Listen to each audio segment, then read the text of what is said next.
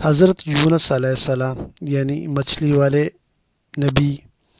آج کی مجلس میں ایسے پیغمبر کا ذکر خیر ہوگا جن کی قوم کو یہ انفرادیت حاصل ہے کہ وہ عذاب آنے سے فوراً پہلے راہ راست پر آ گئی اور نبی کی اطاعت کر کے دنیا و آخرت کی کامرانیوں سے سرفراز ہوئی۔ حضرت یونس علیہ السلام کا پورا نام یونس بن متی تھا۔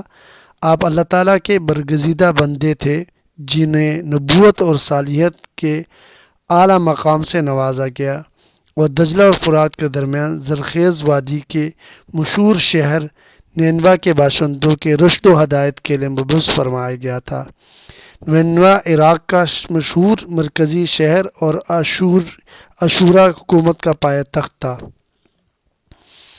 قرآن مجید میں حضرت یونس علیہ السلام کا ذکر 6 مقامات پر آیا ہے۔ ان میں سے پہلی 4 جگہوں پر آپ کا نام ہی مذکور ہے اور آخری 2 میں ذُو-النُّون اور صالح الحوت کہہ کر پکارا گیا ہے۔ پہلے دونوں صورتوں میں انبیاء کرام کے زمرے میں صرف نام ذکر ہے اور آخری 4 جگہوں میں ان واقعات پر روشنی ڈالی گئی ہے جو ان کی پیغمبرانہ زندگی سے وابستہ ہیں اور جن میں رشد و ہدایت کے مختلف گوشے دعوت بصیرت دیتے ہیں۔ حضرت یونس علیہ السلام کو 1 لاکھ سے زائدہ یعنی 1,20,000 یا 1,70,000 انسانوں کی طرف پیغمبر بنا کر بھیجا گیا تھا۔ انہوں نے ایک مدت تک اپنی قوم کے پیغام حق سنایا اور توحید کی طرف بلایا، لیکن اس کی سرکش قوم نے ایک ناسنی اور نافرمان قوموں کی طرح سچے پیغمبر کی دعوت حق کا مذاق اڑاتے رہے۔ جب حضرت یونس علیہ السلام نے دیکھا قوم کفر و شرک کو چھوڑنے کے لیے تیار نہیں تو وہ ان سے مایوس ہو کر ان کے لیے عذاب الہی کی بد دعا کر کے غصے اور خفگی کے عالم میں شہر سے نکل کھڑے ہوئے۔ فرات کے کنارے پر پہنچے تو ایک کشتی مسافروں سے بھری تیار تھی۔ آپ اس میں سوار ہو گئے اور راہ میں کشتی طوفانی ہواؤں اور بھری موجوں کی لپٹ میں آ گئی اور قریب تھا کہ لہروں کی نظر ہو جائے۔ کشتی والوں نے یہ نتیجہ نکالا کشتی میں کوئی ایسا غلام سوار ہو گیا ہے جو اپنے آقا سے بھاگ کر آیا ہے اور اس کی وجہ سے کشتی کو ڈوب جانے کا خطرہ لاحق ہو گیا ہے، لہٰذا اہل کشتی کی سلامتی اسی بات میں ہے اس بھاگے ہوئے غلام کو کشتی سے نکال باہر کیا جائے۔ چنانچہ انہوں نے فیصلہ کیا قرآن اندازی کے ذریعے ایسے غلام کا پتہ چلایا جائے جس کے نام قرہ نکلے، اسے پانی میں پھینک دیا جائے تاکہ باقی سب لوگ بچ سکیں۔ جب قرآن اندازی ہوئی تو قرہ حضرت یونس علیہ السلام کے نام نکلا، مگر ان کے پیغمبرانہ معصومیت، پاک بازی اور نیک صورت کو دیکھ کر اہل کشتی کو یہ گوارا نہ ہوا انہیں طوفانی لہروں کو سپرد کیا جائے۔ 3 مرتبہ قرآن اندازی کی گئی اور ہر مرتبہ انہی کا نام نکلا۔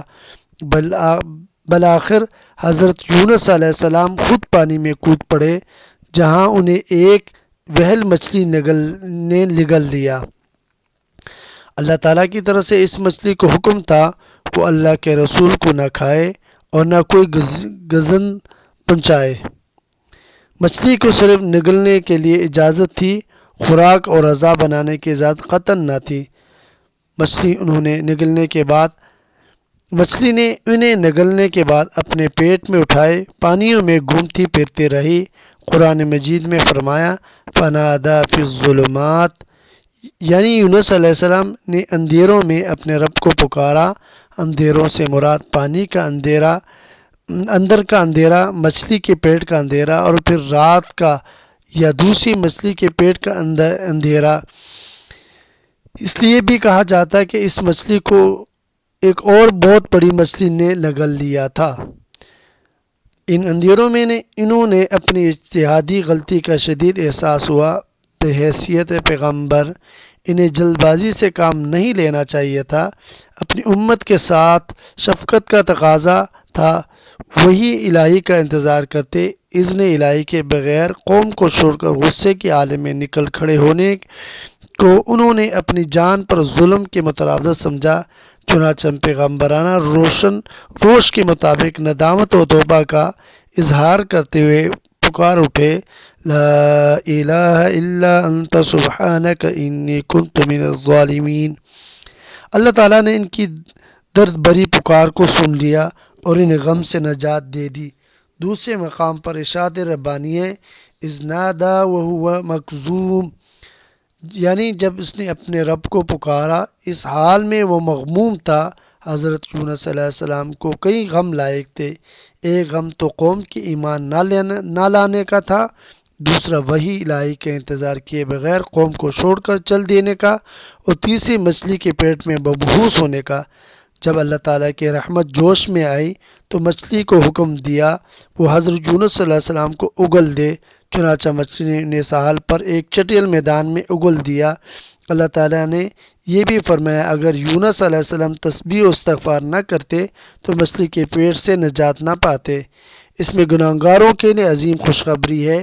انہیں مصائب سے نجات پانے کا طریقہ بتلایا گیا۔ مچھلی کے پیٹ کے اندر رہنے کی وجہ سے وہ بڑے کمزور، ناتواں اور ضعیف ہو چکے تھے۔ اللہ تعالیٰ نے حضرت یونس علیہ السلام کی صحت کی بحالی کے لیے ایک بیل دار درخت اگا دیا۔ بعض لوگوں کا خیال ہے یہ کدو کی بیل تھی۔ پھر جب وہ تندرست اور ٹھیک ہو گئے تو انہیں حکم ہوا اپنی قوم کے پاس چلے جائیں جو ان کی غیر حاضری میں ایمان لا چکی تھی۔ جب حضرت یونس علیہ السلام قوم سے ناراض ہو کر شہر سے نکلے تھے تو قوم نے عذاب کی علامات اور نشانیاں بھانپ لی اور پیغمبر خدا کی بستی کو چھوڑنے اور دیگر قرائن و آثار سے عذاب کو یقینی سمجھ کر توبہ و استغفار کرنے لگے۔ نہایت عجز و انکساری، تضرع و زاری سے اللہ تعالیٰ کے سامنے جھک گئے اور گناہوں سے تائب ہو کر آبادی سے باہر میدان میں نکل آئے، حتیٰ کہ جانوروں کو بھی ساتھ لے آئے اور بچوں کو ماؤں سے جدا کر دیا۔ وہ اس طرح دینوی تعلقات سے کٹ کر درگاہ الہی میں دنیاوی تعلقات سے کٹ کر درگاہ الہی میں گریواں وازاری کرتے اور متفقہ آواز سے یہ اقرار کرتے رہے، ربنا آمنا بما جاء به یونس، پروردگار یونس علیہ السلام تیرا جو پیغام ہمارے پاس لے کر آئے تھے ہم اس کی تصدیق کرتے ہیں اور اس پر ایمان لاتے ہیں۔ آخر کار اللہ تعالیٰ نے ان کی توبہ قبول کر لی اور ان کی ایمان کی تصدیق فرمائی اور سر پہ آیا ہوا عذاب ان سے ٹل گیا۔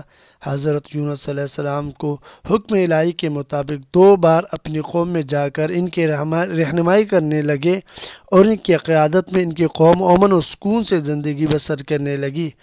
حضرت یونس علیہ السلام کی قوم تنہا ایسی قوم ہے جس نے عذاب کا حکم آنے سے فوراً پہلے توبہ کر لی اور عذاب سے ان سے ٹل گیا۔ رب تعالیٰ فرماتے ہیں بعد میں آنے والی نسلیں اور قوم یونس علیہ السلام کے نقش قدم پر چل کر اسی طرح عذاب الہی سے محفوظ ہو سکتی تھی، مگر انہوں نے ایسا نہ کیا۔ حضرت یونس علیہ السلام کے قصے میں عبرت اور معزت کا بڑا سامان ہے۔ اس سے یہ سبق ملتا ہے کہ کسی شخص کے لیے احکام الہی کی اطاعت و پابندی کتنی ضروری ہے۔ اہل ایمان کو سنایا گیا کہ اپنے گناہوں کو اعتراف و اقرار کر کے اللہ تعالیٰ کی تسبیح و تقدیس کی جائے تو مصائب و آلام سے نجات مل جاتی ہے۔